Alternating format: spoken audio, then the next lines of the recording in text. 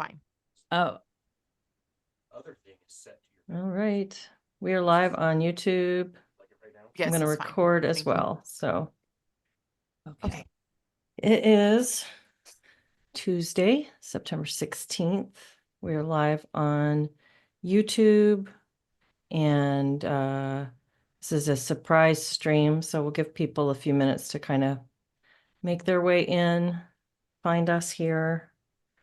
But I am Leslie Elliott Boyce, and I am here with Cari Bartholomew, Cara Marcel, and Christine Sefein-Wolk. This is I guess, a recurring meeting that we have every, month or so, sometimes more often, sometimes less, for the last Whenever. 2.5 years. And we have them under a playlist on my YouTube channel entitled Sanity Check. So if you want to check out some of our previous dialogues, you are welcome to go and search that up. I'm going to go ahead and put a link to this on X as well, because we're not streaming to X right now. We are just on YouTube. So just give everybody a couple minutes. What a week, you guys. And Cari, I just learned yesterday from you when you were in the chat for our Solid Ground live stream, you were actually present at the rally where Charlie Kirk was assassinated, and I didn't know that, and it just really breaks my heart. I'm so sorry to hear that you and your family witnessed Yep. that firsthand. Yep. It was, I pulled my son out of school because I wanted him to be, I wanted him to model civil discourse, or I wanted to see it modeled. I also wanted him to see the leftists and how what I expected was temper tantrums, throwing, and I'm sorry, it's the only way I can look at it is infantile toddler behavior. And so what I've seen before is that they'll like tear down the tents. And so I expected that. Definitely didn't expect what happened, but I'm also not surprised that it happened here. Yeah. So will you tell us a little bit about The event? the day? Yeah, the event. And what was it in the beginning of the event? Was it well Yes. underway? No. Okay. Okay. No. There were about 60 people in line to hear him speak. I'm sorry, I'm definitely dealing with trauma. So I can only imagine. You're present at a political assassination. Yeah, and also we have an organization here called Armed Queers. And just watching that there so many people are really justifying what happened. And the sad thing is that they're justifying things by taking his comments out of context. Yeah. And I didn't know, because Charlie Kirk is not somebody that I listen to on a regular basis. Sometimes he'll pop up, one of his little clips will pop up, but he's not somebody that I subscribe to. And I probably should have, because I do similar work. But I just hadn't. I've got what I like. So anyways, you guys know I'm the state director of Moms for America. So a group of us went, including our kids.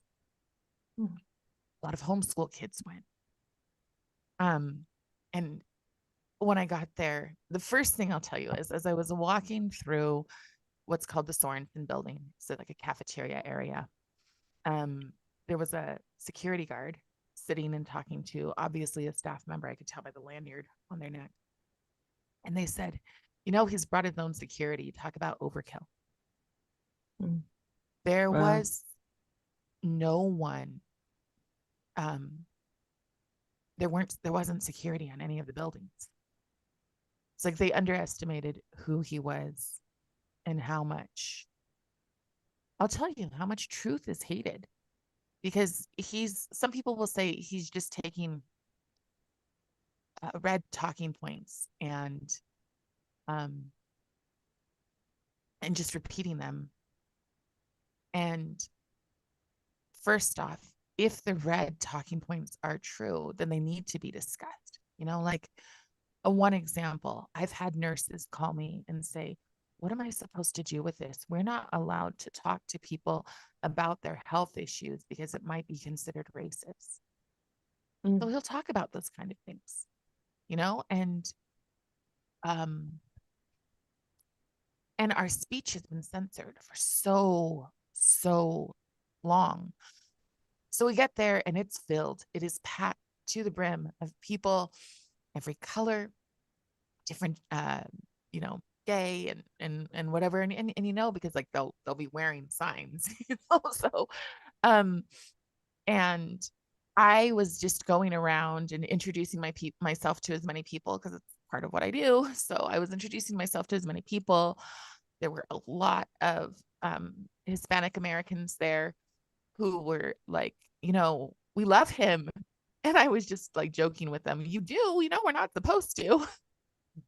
And it was fun. It was a very, very party atmosphere. People were waiting and he came just about exactly on time. And the kids, they're like, they're dancing around, everybody's talking, everybody's jovial. Up above us, there's a group of protesters, and they have signs that say things like, Jesus was an immigrant. That would be a more mild one. The one I think that is the most telling said, I was here when Utah flipped blue. And that was far more telling than any of kind of the LGBTQ or whatever else. That was like, they mean to completely change Utah's culture. So, and there were people, and like when people would talk, they would yell and holler, whatever. So Charlie comes out. He's throwing all of his hats. People are just screaming and catching his hats. I mean, he probably had 100 that he's throwing out to the audience. And everybody's so excited. My friend, he's got a 12-year-old. And he catches the hat and his face just, I caught a picture of him and he's just so excited because he does watch Charlie Kirk. And so he's super excited to get this hat. And then the first person comes up and starts to speak. And he's like, we're going to be here for a couple of hours. You guys, it's so good to see you. He's like, and the first person who comes up talks for about 23 minutes. So I don't say about, he talked for 23 minutes with a line of 60 people, mind you. Okay. Wow. So that was the person debating Charlie? Is that what that was? Oh, yes. wow. So the Okay, person comes 23 up and his question is definitely, it could definitely be perceived as a trap because he says, you're an evangelical, I'm a Mormon, let's go. And that was the conversation. And Charlie was like, I think you want to trap me in a place where I'm going to say that I hate Mormons. And he said, I don't. He said, half my staff is Mormons. We disagree theologically, but I think Mormons are good people. And he says, I think Mormons, I really respect old school Mormons, but whatever your new kind of progressivism that you're embracing hardcore, you probably should get rid of. You should go back to the old way.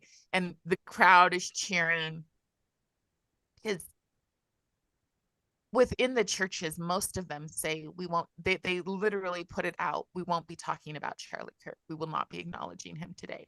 And for people who are supposedly, I mean, there are people who've pushed to make Utah the trauma-informed state. You guys know what that means. Yeah. So the trauma-informed state, but yet they don't recognize that young people, whatever you want to feel about them, what they were saying about these young people, or what these young people were saying is he's the only person who talked to us. He's the only person who cared about our struggles. So the next and guy, not to mention that a whole bunch of people in Utah were present when someone was assassinated. Like that's a massive trauma. I mean, that's really terrifying to everybody who's there. Yeah. So my son, who's 17, we had talked and I said, do you want to ask a question? And he goes, sure. And I said, do you want to come up with it or do you want me to come up with it? And he goes, you can, but I'm going to rewrite it in my own words. So I asked him, or I wrote on the question, hey, Charlie, how do I stand up for my conservative beliefs when I go to schools that are teaching me half of history? And when I object, we get in trouble, or our cell phones have recently been banned. But that means we don't have proof. So how do we, so he was in line to ask that question. He was in line in the front. And so the guy finally finishes. Charlie actually kind of cuts him off, and he's like, I think we've dealt with this enough.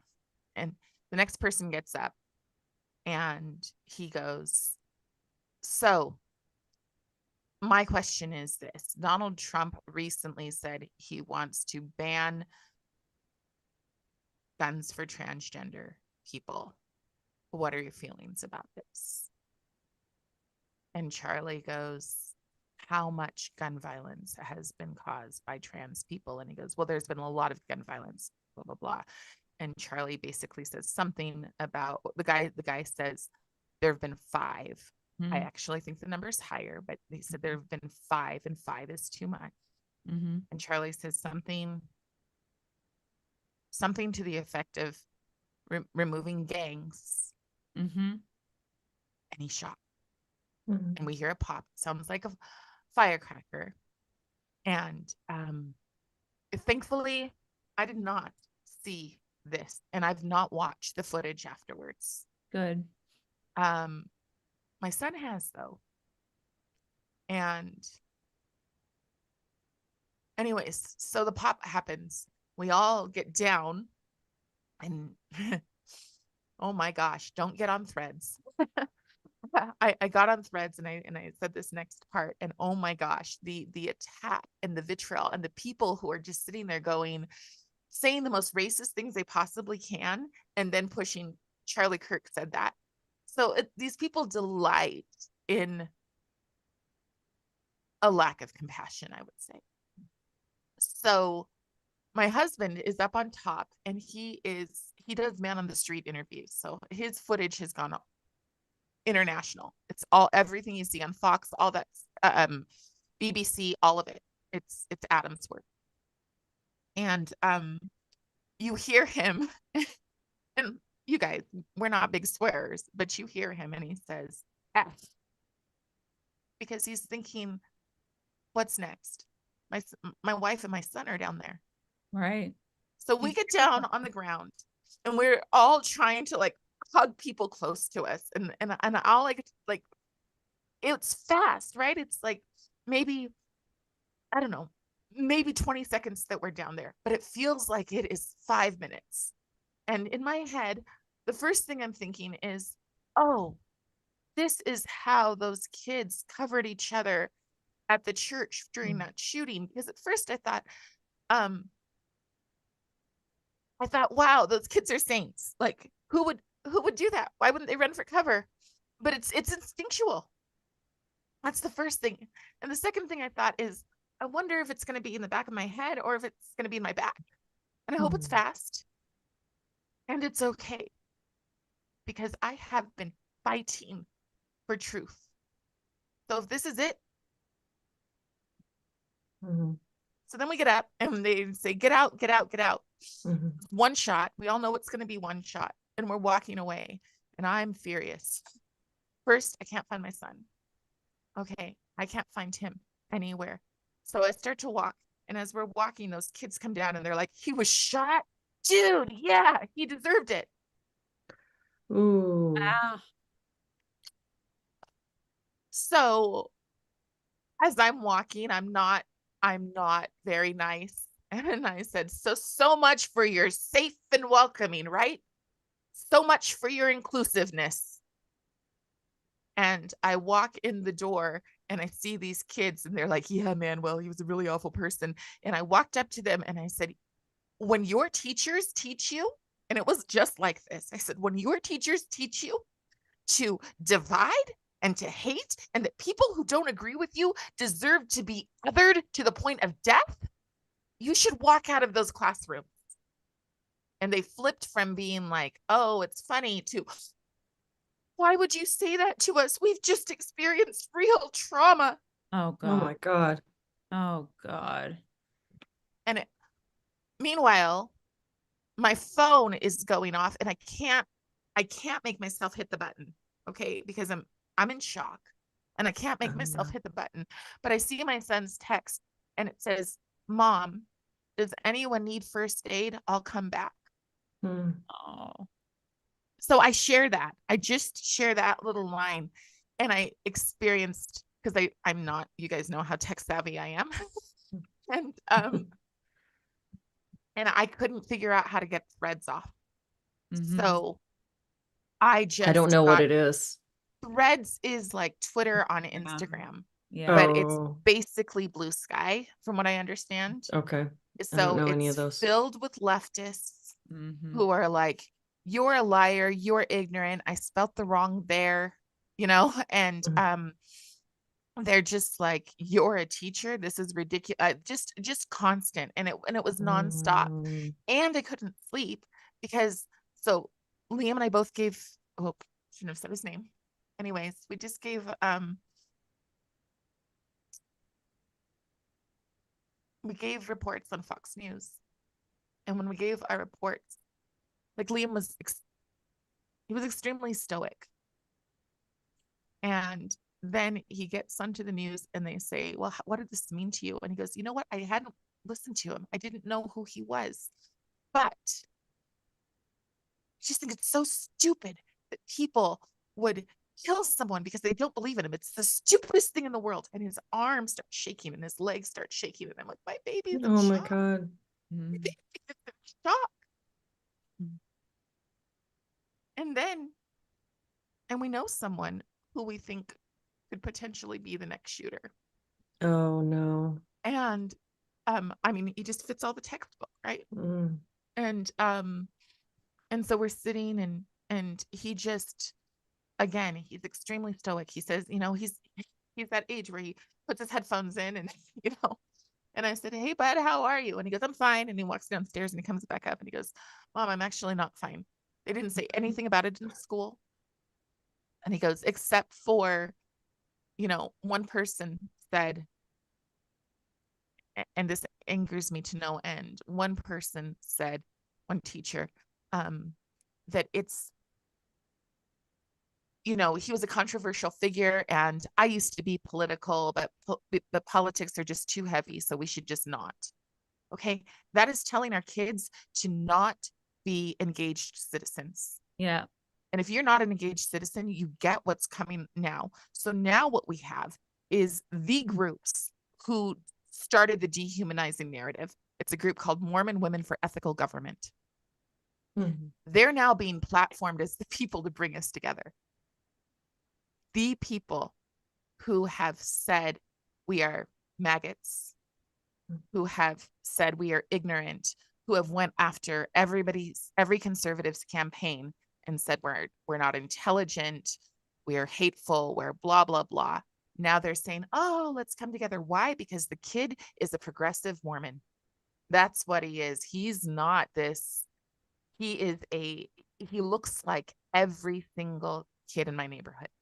Mm. So he's not, and that is a huge kick to them, because, and then again, I'm sorry it took so long to explain this, but then the kids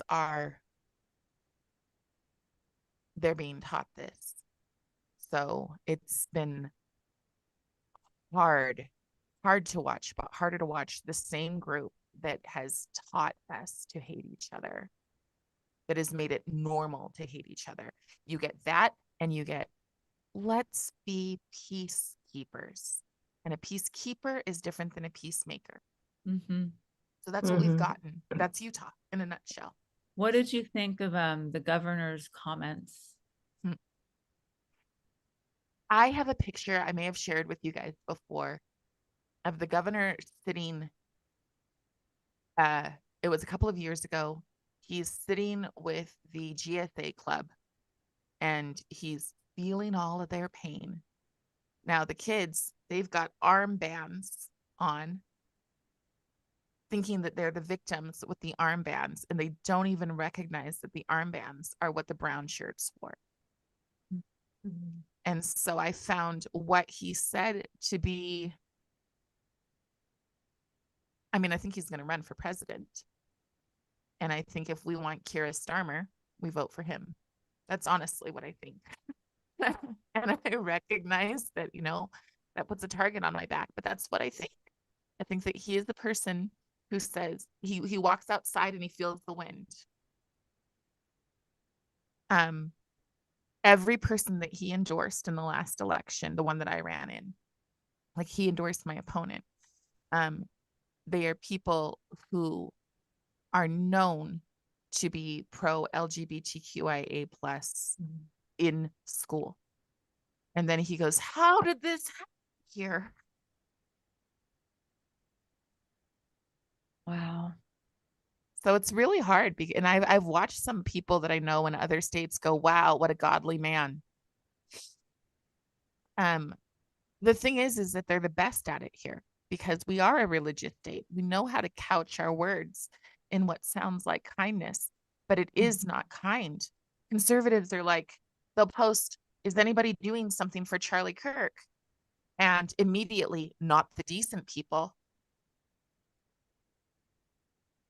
We are a place that says, let's be trauma informed, but yet there's nobody saying, hey, students, if you attended this event and need someone to talk to, come on down and talk to us, which I'm glad they're not because we know what's going on with school counseling.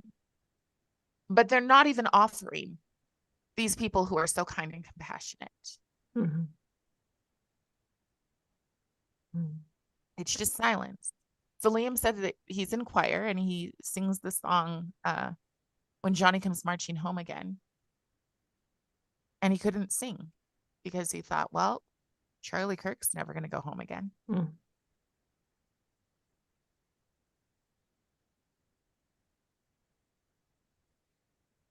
Hello in the chat. Hi, David. Hi, Cody. Hello, Jardum. And Ray. Hi, Ray. Cody says there are a lot of people who are publicly struggling with the fact that they are happy or unfazed by a public assassination. They have to smear him to grapple with the realization that they lost their heart. Yeah. Jardum says memorials from Singapore to Nigeria. I never realized the reach he had. Mm-hmm. I didn't either. I mean, I got Instagram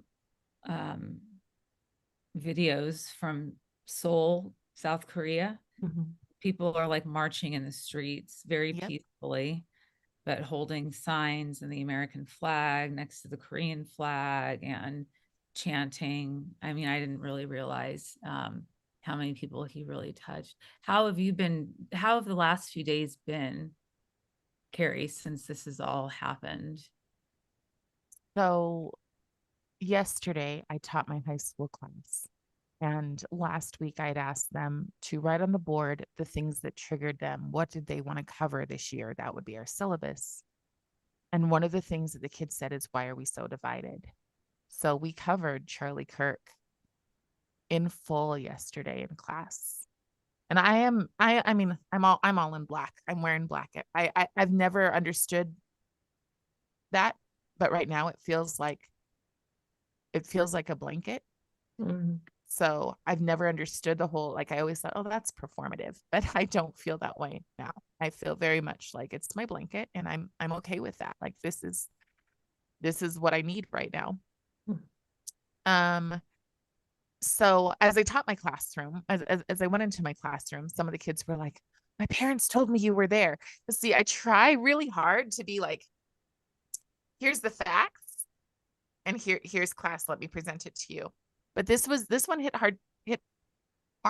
And so I came in and I said, is there ever a time when words justify violence? And I had a student who said yes, but most of them said no. And I said, so talk to me about your yes. And the student said, well, I've never actually listened, but I know that he was really controversial because my friends told me so. And so I said, well, today we're going to listen to some of what he says, and you can write down. You guys all have your notebooks. You can write down if you think he's controversial. And I told them what happened. Mind you, these are high schoolers. So I told them what happened, what the experience was, and then I went down the list of some of the things that people have said to me in terms of, well, Charlie says Black women don't have the brain power to do whatever. Well, so what I've been doing for the last 3 days is listening to his listening to Turning Point in full. So not just the clips, right? So I listened to his on DEI where the young Black man says, so I don't feel like you want me here.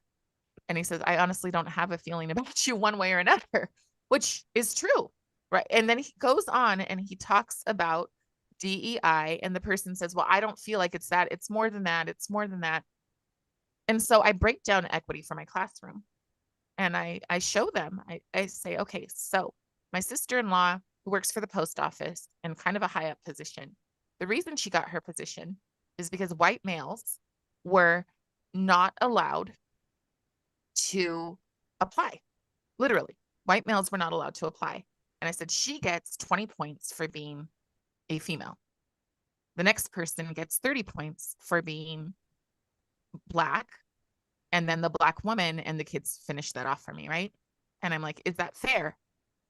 My classroom is mostly Caucasian kids, a few Hispanic kids. And they're all like, no, it's not.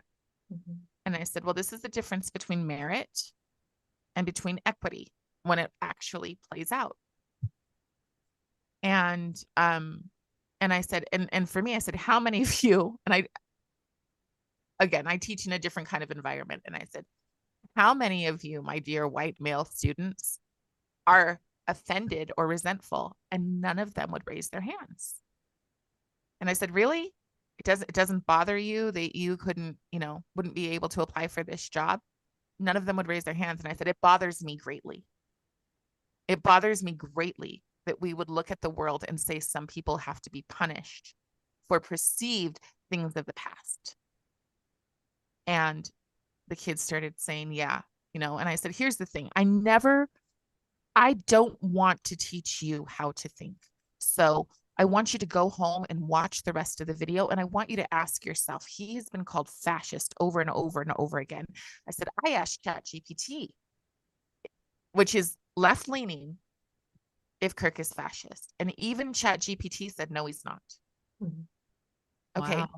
So I said, I want you guys to go home and with your parents, figure out what fascism means. So here's the thing. I feel sick to my stomach. We are doing a walk for Charlie on Sunday. We can't even tell people the route in which we're walking. We can just say, show up and be prepared to walk. And people are like, are kids safe to walk? And I'm like, we have no idea. We have no idea. We call the police. They're like, well, you can do what you want, but not we will help you, right? So we have no idea. But I said, but we do it anyway. I've called this mess that we're in the new civil rights movement for years. We do it anyway because our kids must see us model courage even when we feel sick to our stomachs. So I'm not going to hide for my high schoolers. For my younger kids, absolutely. I'm going to be sunshine and joy for the 2 hours that I teach, and then I'm going to go get in my car and cry. But I'm not going to hide from my kids that we face our fear anyway. That I know that on Sunday, I'm a small, you guys, I finally reached my 1,000 people.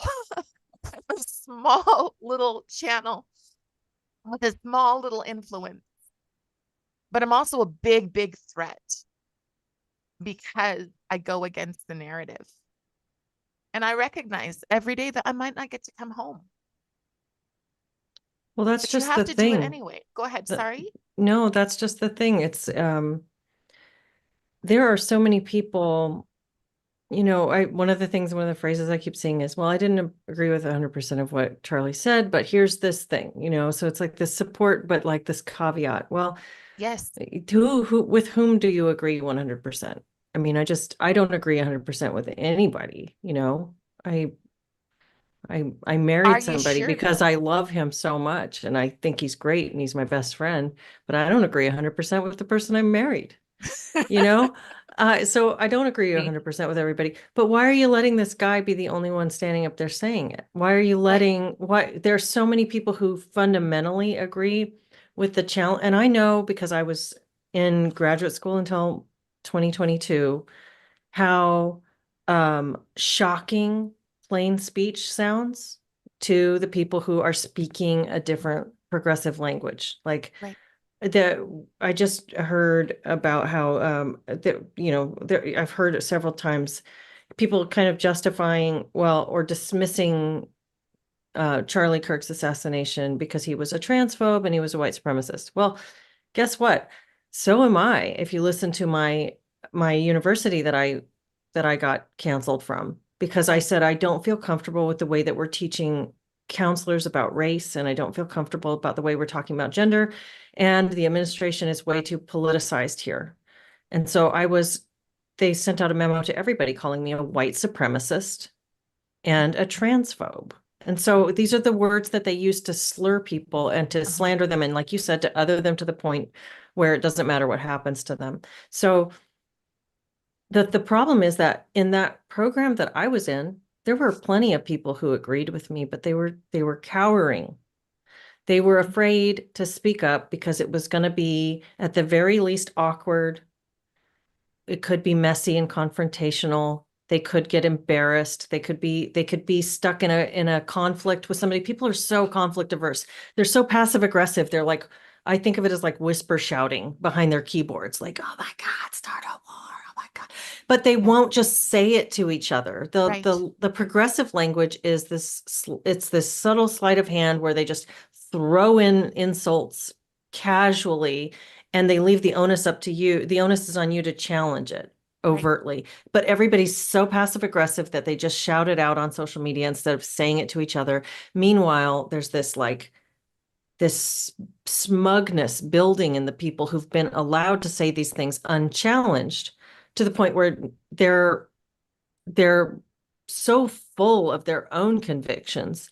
Right. And all of the people who fundamentally, they don't agree 100% with Charlie, but they fundamentally agree that we should be able to speak plainly and talk about these things, are cowering because they are so intimidated by the progressives and they're so afraid of actual conflict that they're allowing the few people who actually have the stomach for conflict or the courage of their convictions to be the ones standing up there alone instead of standing surrounded by the masses of people who actually fundamentally agree that we should be able to have a dialogue about these things and that the progressive script is off.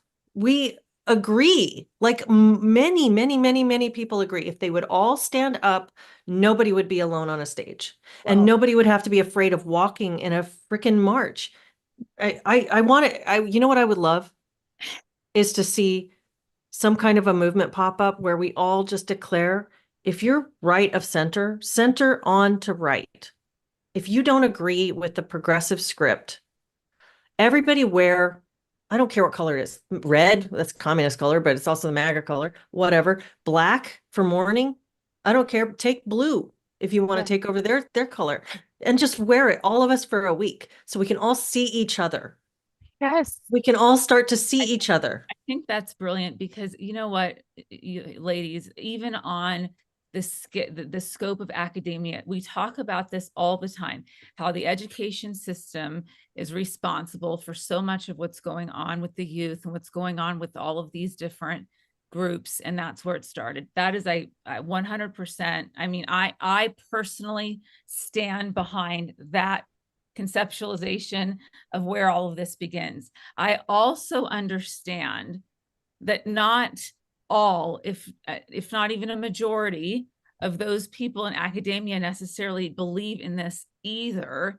They're following a script as well. And it was not any clearer to me than this moment where, when I resigned, the dean of the school, I mean, and that means Antioch University, the place that both Leslie and I have affiliated with in different contexts, the dean of that school saying, most of the other instructors or professors agree with you, Christine. They just don't want to say anything. And so they just figure, let's teach this. We have to teach diversity somehow. This is all we have. Let's go ahead and do it. So they're following this script, and they're following the progressive language kind of core tenets and going along with it, not because they believe it either. That to me was worse. I would have rather heard that the entire school and the administration and all of the professors there were staunch believers, and they would fucking die, excuse my language, die on this hill if they had to. I would have had more respect for them than I did walking out of there, seeing that I was the lone person. Now I've said this before, so I'm maybe speaking out of both sides of my mouth, because I've also said before, I was willing to take the heat for all of the people that felt they didn't have a voice because they didn't want to get fired. They didn't want to in some way lose their job. And so I've said that before, but something like this happens where this person gets assassinated, and it strikes up in me and makes me think back to those moments when I did leave and for what reasons I left. And it becomes very distressing because I knew that a bunch of those professors didn't agree with the curriculum, and they didn't stand up when they had a chance to. And Right. it incensed me. I mean, I was, you know, a lot of frustration, I would say, filled me when this happened with Charlie, because I went back to those moments and thought, my gosh, if everybody did get up and wear that blue shirt, Leslie, or whatever color, and walked around, how much stronger we would have been. That it's these couple and a few people that are barking in the hallways at school all day long. And those are the people that are getting listened to. And so that really, I mean, it upset me, because clearly I did it thinking I was speaking up for people that didn't feel they had a voice. But at the end of the day, it's also not my responsibility to do that. It's everybody else's responsibility to speak up for their own voice as well. I shouldn't have to burden and shoulder the burden of that either. So I almost had this other kind of insight that's just sort of hitting me now, about what was so distressing about that. It's so distressing. Yeah, I love how you say I am Charlie in the back there, Cari. I love that. So the thing is that in their weaponizing of language, they've taken over what controversial is. I think it's controversial to tell white people the things that we've seen, like the big, enormous woman in the green jumpsuit who's just like, I hate white people. All white people are demons. I mean, that should be controversial. It should be, but if people are so timid and passive that they refuse to make any statement about it, then it becomes banal. It just doesn't. Yeah. But in Utah, on top of that, it's built to the culture. Experts are literally considered to be more divine, more religiously spiritual. So that's what we've got. People are switching their own scriptures to saying our enlightenment is what makes us more deserving. So we have two things. We've got the experts, as in the administrators, the mental health professionals, the affluent white women who are over all of this crap. But then we also have the victim culture of, oh, poor you. And you bring them in and you turn them into activists. And that's what we're doing constantly. Somebody shared with me something and they were like, please share this. And it's from the American, I think, Pediatrics or Psychiatrist Association. And it's like how to talk to kids about grief. And in the bottom, it says, at high school level, teach them how to be advocates against gun violence. We're using these kids. This is how come, even though this kid did a horrible thing, I still see the boy next door. I'm furious at the people and the programs who brought this crap into our schools and who have regularly made it normal and said, oh, you're special. So come to this club where we will teach you to be activists. That is what we did and are Yeah. continuing to do. Don't use the we. You didn't do it. I did not. Yeah. I did not. And neither did I I. for being And the neither did opposite of it. Yeah, but a lot of people have passively allowed it, and that's as good as enabling it. And That's right. I love this. Spinster Mountain shared a couple of lines from one of my favorite poems, The Second Coming by Yeats. The blood-dimmed tide is loosed, and everywhere the ceremony of innocence is drowned. The best lack all conviction, while the worst are full of passionate intensity. I think about that poem a lot lately. And I wanted to share this too. This is something Chanel Fall said to me. I interviewed her in December of 2022. This was like right when I first started this YouTube channel. And she's a teacher who was, long story short, fired in Canada for having a problem with some of this stuff. She's also an out lesbian. And, just not that that should matter, but she's not. Anyway, you add all the, script there. She says atrocities have occurred throughout human history, and the only reason that they've occurred is that individuals have been cowards. They've put themselves first. They've thought, I'll save myself in the short term, and hopefully other people will figure it out. And it doesn't go that way. Nobody's asking you to go to war. We're not telling you to put on a suit and you might get blown up. We're literally saying just speak up.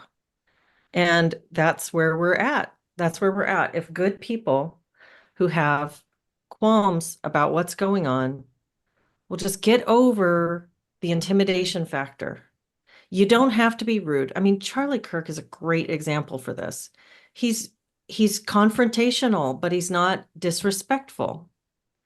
And you can see that he's not investing in whether he convinces the other person. He's just going to engage. He's going to engage with the issues. That's all we need to do.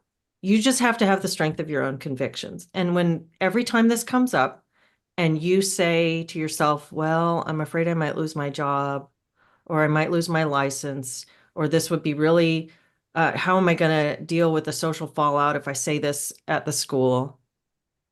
Or I'm going to have to figure out what to do with my kid if I pull them out of school. I'm going to have to figure this out, and I'm going to socially change their landscape.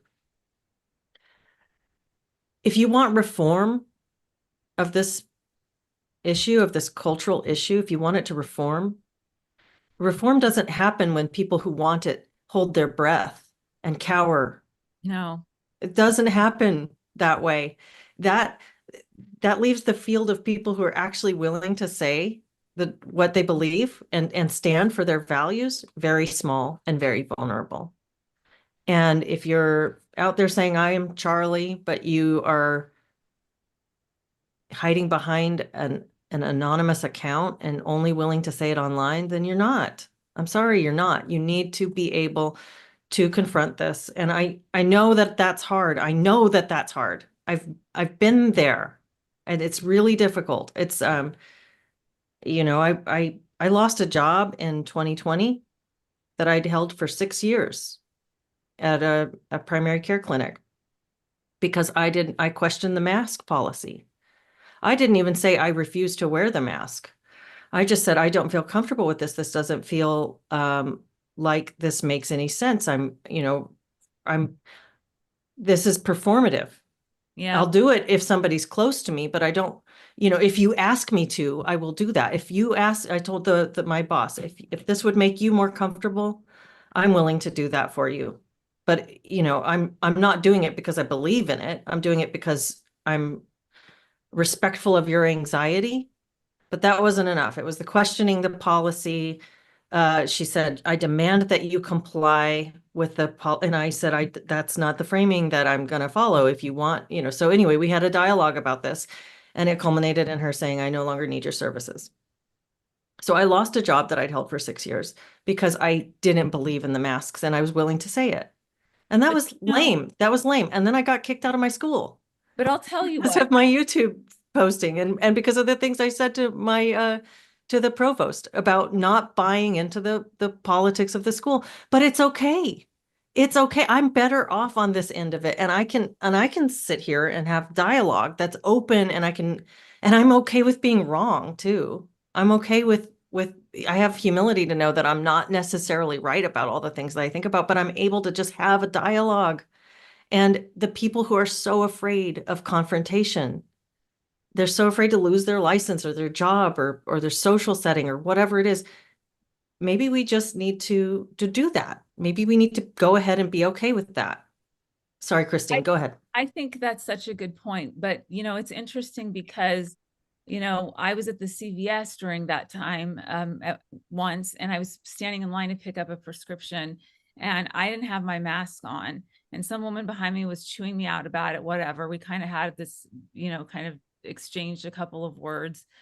And the people standing in front of me and behind me, behind her, were like, let her keep the mask off. It's everybody's individual choice whether or not to put it on. I hate the masks too, yet nobody went and took theirs off either.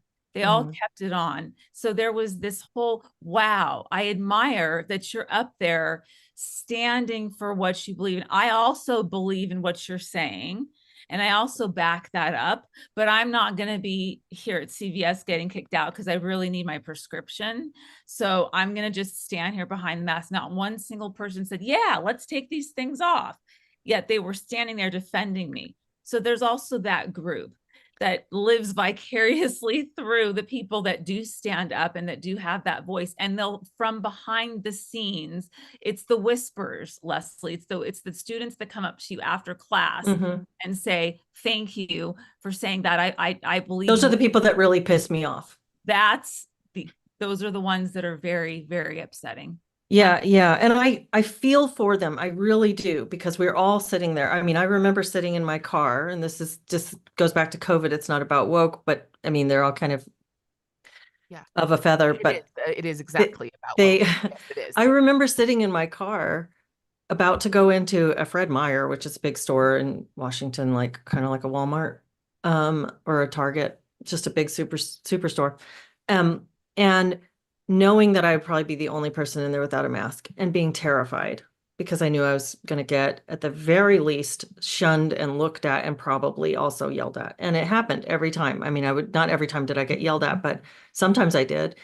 And sometimes I got followed around and yelled at and harassed, but I just refused to buckle. I mean, the courage of your convictions has to be stronger than your timidity.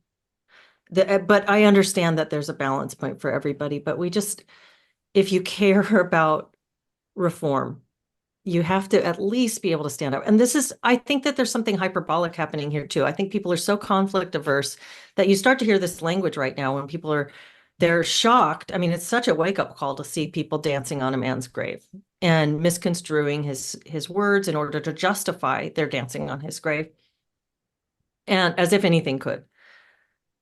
But it's this wake-up call. People are skipping like 5 steps. They're going, we've got to go to war. We have to crush the left. We have to go to war. You don't have to go to war. You just have to be able to have a conversation. Like you have to start with actual confrontation. Like, confrontation doesn't have to be a battle. You just have to be able to say, no, I don't agree with that. I'm sorry. You do what you want to do, but I don't use wrong sex pronouns. Right. I respect your choices to live your life, but you're not going to impose upon me and demand that I do things that I want to do differently, because I believe in what I want to do, and I have the right to my own beliefs just as you have the right to yours. And I'm not giving my pronouns today. I don't follow gender ideology or whatever it is, or the racial thing, or I'm not allowing my child to set foot in this school again if you have those flags up. I demand that you take those flags down, or I will take my child out. And that's it. I'm not going to come and rip the flags down, but I will remove myself from the system. That's it. Exactly. I think people are having this battle on, do we stay at churches and be a light? Do we turn them around? Look, if your clergy will talk about George Floyd and we'll talk about BLM, but they will not they will not honor a Christian who in his last breath was bearing his testimony strongly. They won't honor that. My thing is that there are people that you absolutely have the discourse with. When I played the video for my students, the one who had said, he's controversial, I watched him physically lean in and watch and listen. And I said, just to the class in general, I just kind of threw it out in the air. And I said, so what did he say that was controversial? And I just left it for them. And this person who is really like, he contributes. I love this kid. Said he couldn't find it. He said he was respectful. He said what he believed. I was told that they wanted to get rid of all gay people, and that's not what he said at all. And so there are people that you have the conversation with and you have the discourse with. And then there are people in situations that you remove yourself from. If they're empty, if the GSA clubs are empty, if the ethnic groups in school are empty, and instead of having X in action, we have Americans in action. If we can get to that point, then I think we can begin to heal. That's how I felt when you asked me at the beginning, how do I feel right now? I feel like the healing is active. You have to continuously take action. And if that means that somebody, the most frustrating thing, I've watched several of my friends go through this. They start to say something in church and somebody flat out says, we're not going to talk about that. We're going to be peacekeepers. Oh, gross. You get up and you walk away. You know who else was peacekeepers? The Nazis who sang louder. I'm not joking. They sang, the churches sang louder as the Nazis put the Jews on their trains. Oh my God. Okay. That's exactly what happens when we can't honor someone being brave, or when we have a caveat. Oh, well, yeah, he was brave, but he was also, I haven't seen it yet. And I plan on watching all of his stuff. And so far, I haven't seen him not be civil, not be kind, and not, as Thomas Sowell says, if you want to help someone, you tell them the truth. If you want to help yourself, tell people what they want to hear. And that's a short term Wow. thinking. Yeah. Lawrence says, I want to find it because I thought it was funny. I wore a chimpanzee mask when challenged, full face. I kept a Mexican wrestling mask in my car, and I actually put it on a couple times. So that was, if you want me to wear a mask, I'll probably not wear it. And if I'm going to, it's going to be a damn funny one. So yeah. I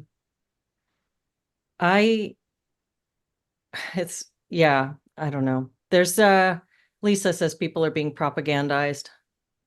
I'm actually a little nervous about JD Vance coming out so strong like he is. I am too. I think that one thing I've seen a bunch online, right, like in the past several days, is people calling it literally the left demons. Yeah. And that's the road to hell right there. First of all, what is the left? It's the same meaningless soup as Trump supporters. What does that mean? Right. It's just pejorative. It's just an out group that you're trying to form. But is everybody who says something that is ignorant or insensitive a demon? I think the ideology. So yeah, call out the ideology, but I'm going to tell you a story real quick, Cari, and I'll see. So I was at a birthday party recently for a woman who was turning, I don't remember if she was turning 90 or 93, but she was an older lady, really sweet, We just moved here. I just met this group of people. They're affiliated with my husband's spiritual community. It's just a nice group of ladies. I was the youngest woman there. I'm almost 50. I was the youngest woman there by like 20 years, you know? So this was a group of sweet old ladies. And at one point, we'd had this lovely little tea. It was very sweet. And then somebody opens up about Trump supporters and starts on a tear. Oh boy. And I feel myself go, oh God, really, here we go. And then, so then there's this like pile on about Trump supporters. And then one of the ladies who was really sensitive and considerate said, are we okay to talk like this right now? Like she's admonishing the other women. We have somebody that we don't know very well here. And we may be saying things that are casting her into a difficult position. And one of the other women go, well, we better be. And it was like, that was dismissed real quick with a laugh. There were a couple of Ladies the chuckles. Sorry. What hags? Is that what you said? Like you just go from sweet old ladies Sweet lady, yeah. to like, yeah, switching Well, that it quickly. made me so uncomfortable. But here's the thing, like I should have, in hindsight, I should have done exactly the thing that I'm saying here. And I will. And I will say this. I need to call the lovely woman and explain why I haven't attended any more of their events. This is me. I'm going to put my money where my mouth is again. Yep. I need to say, look, I was uncomfortable with the political conversation. You guys talked about Trump supporters. I voted for Trump. I'm happy to talk with you about it if you want to have a good faith conversation about why I made that choice. I'm happy to do that, but I'm not here to make excuses for myself. But I am going to say that when you guys speak about people in a certain way, You have no idea it causes a social rift, and it has caused me to pull away and not want to attend any of your functions and spend any time with you guys. And so if you want to have a dialogue, I'll have that dialogue. But if you'll just agree to be respectful of differences, I'm also okay with that. And I should have said that in that moment. That would have been a time for it. But those ladies are not demons. No. And neither are the young kids who are that you're talking to, Cari, when they go, yeah, I believe in this thing that I've been being taught for 14 years. Right. No, they're not. They're not demons. They're not, but their ideology is dangerous. And I think that must be called out. It is absolutely dangerous. Okay. Conservatives, I mean, some people were like, oh, you're proud of being a victim. Oh, poor you, because I've, said what happened. But the difference is that I look at their ideology. I believe the very best thing we can do is round people up and re-educate them, quite frankly. That's where I'm at. Because they believe in violence. The re-education starts with just speaking your mind. But it just starts with just saying, no, that's not okay. I would say the majority of conservatives now, is there a far right side of things? Absolutely. But I don't believe in rounding people up for anything, but I mean, I understand, but I think that that's the ends justify the means kind of stuff, No, because what you're envisioning is that I'm thinking like camps. But I don't even believe in compulsory education. So, I mean, I don't know. So I think that saying mandatory, every teacher needs to, and this is just my head and where I'm at right now. I'm not right. So, but I just think that make them watch full videos. That's all. Like make them watch the full video. If they're doing trainings right now, learning how to turn off and like how to make sure that their social media isn't being seen. I think they should just be, there should be a complete ban on political speech in primary school. Just a complete ban. Like, no, I don't want to see social studies in the schools even. I don't want to see any social studies. So do you mean social studies and history? Are you considering them the same thing? In primary school? Yeah. I think history. I do. I think that reading, writing, arithmetic, and I think that you leave the social stuff to the families and the churches. I think that you leave that to the families and the churches. I think we need to have, I don't believe you know what? I was in school. I graduated in 94. Yeah. I took a few years off because I had kids right away, and I went back to college. I don't know what year that would have been, like 2000, something like that. What a complete world of difference between what I was taught in high school and what I was taught in college with regard to history. Yes. It was a completely different history that I was taught. Yes. You can skew that stuff any which way. So You it's, absolutely if you can. put it in the hands of the state to teach you what Okay. they want you to know about history, they're going to teach you what they want you to know about history. And I just don't believe that the state has any place in the private education of citizens. I was going to Pretty say, I much, don't think the period. state I should, think I'm be doing it either. Yeah. yeah, and that's where what our I'm at this schools are. point. It's you can't, when we say public schools, every time we say public, we should replace that word with government. It's government Yes. education. The government is teaching your kids what the government wants to teach your kids. It is a political act. If the government wants to invest in the education of children, it should invest simply in skill building, reading, writing, and arithmetic, and then everything else should be privatized. I believe everything. Like, you get I those think I kids agree. up through maybe 14 years old, and then they're out of government school. They graduate from government school and they can go into a technical program, they can go into some kind of vocational program, or they can choose to go into privatized schools that Mhm. just divest all funding from this crap. Teach kids basic skills, and that's it. And I know that sounds super radical, but that's where I'm No, at. I mean, it makes sense to me. I also teach ancient history to third grade through eighth grade, Mhm. but I also, when I teach, like the very first thing, the very first vocabulary word my students got was theory.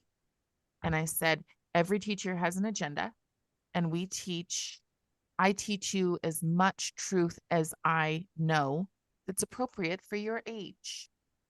But I will always teach you as much truth as I know. And I said, can I get it wrong? Absolutely. And I have a rule in my classroom where if I get something wrong, if they go home and talk to their parents and they feel that I've got something wrong and they want to express that, then they get a piece of licorice. Don't judge me. So, um, for me, the way that I teach history is I try to help people find the heroes. It does not mean I hide the bad stuff.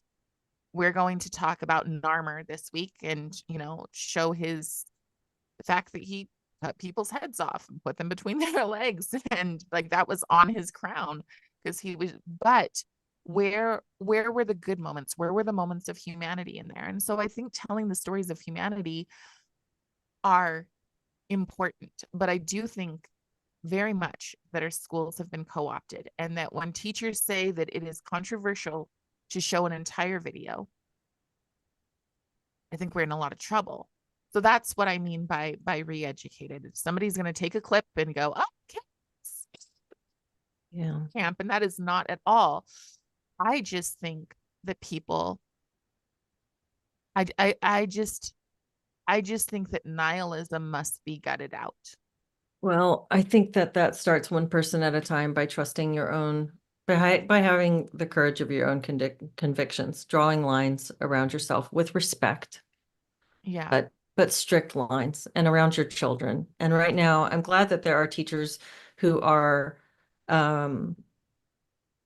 trying to counter some of the stuff. But honestly, there's a part of me who feels like it's a sugar pill to help the medicine go down. Like, I am almost grateful for how shitty my teacher was at Antioch, my multicultural perspectives teacher. She was so bad. It was like a class on memes, and she was so narcissistic and so bullying. I mean, she cried in front of the class when I asked a question at one point. She broke down crying about literally her emotional labor. Literally, because I had asked her a question, because I called something out. She bullied me every time I opened my mouth and told me that I was going to endanger my minority clients if I didn't stop sticking up for Emotional harm, this right? truth. Oh yeah. And I'm grateful that she was that bad, because it made it a very clear choice for me. Yeah. And so if I had somebody kind of softly letting the medicine go down with some sweet words and some, Yeah. I don't know, saying some of the right things or had some teachers that were really countering that, I probably would have gone all the way through that program. And then I wouldn't, it's a magic combination of things that causes somebody to say this has been drawn too far. But I would just say that the people who are right now saying, I am Charlie, put your money where your mouth is. Put your money where your mouth is. Yes. Stand up for your own convictions in the ways that make sense in your life. It doesn't mean you have to go around proselytizing to people, but it means you have to stand up in your own life. When your neighbor starts talking about something, you can say, I respectfully disagree. Mhm. That's enough. That's enough. Yep. Anyway, my gosh. Thank you Yeah, it all makes so me- much for your comments. You guys are so great in the chat. And Nechama Gluck, thank you so much for the super chat. That is really kind. It makes me think of Daryl Davis, who I guess was on the other side of the aisle. If we look at this as right or left, he was, I guess, on the side of the left. But that's what he was kind of known for and praised for, is going and talking to having sit down chats and conversations with people in the KKK, right? Yep.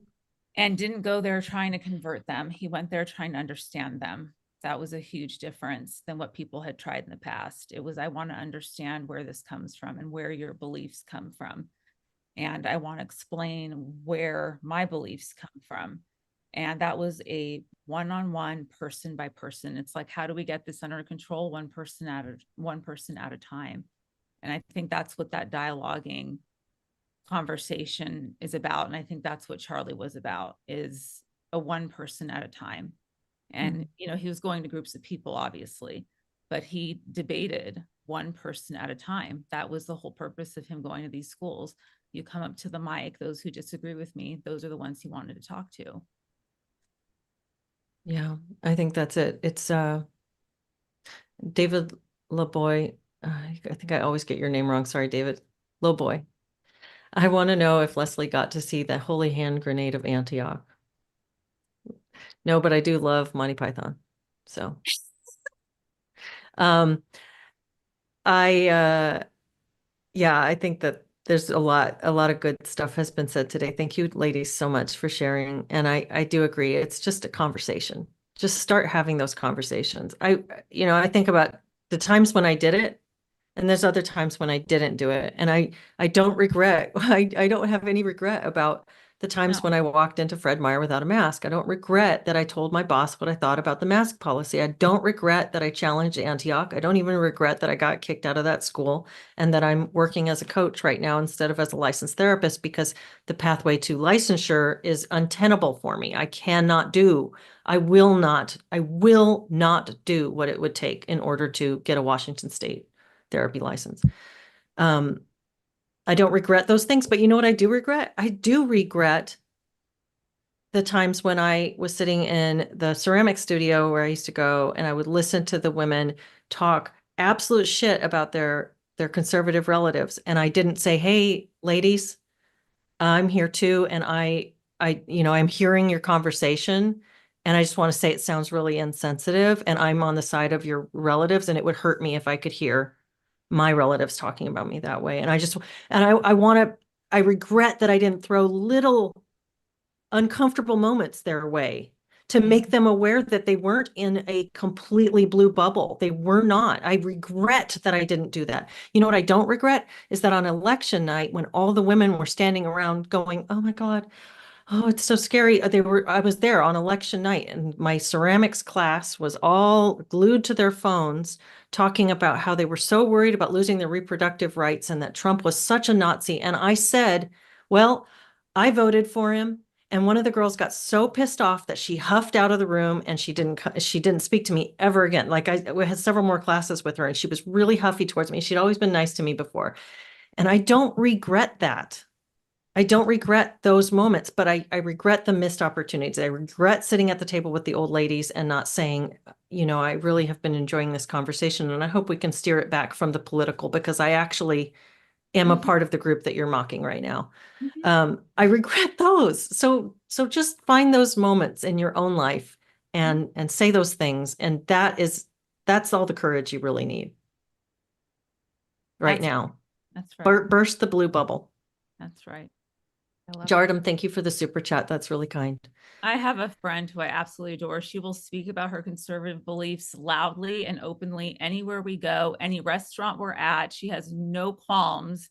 We were watching all of the Charlie Kirk coverage together at a restaurant down the street at a Mexican place, and she was yammering all about it. And I absolutely admire and adore her for that, because she's not, with no shame whatsoever. And I don't have many friends like that, but I adore her for that.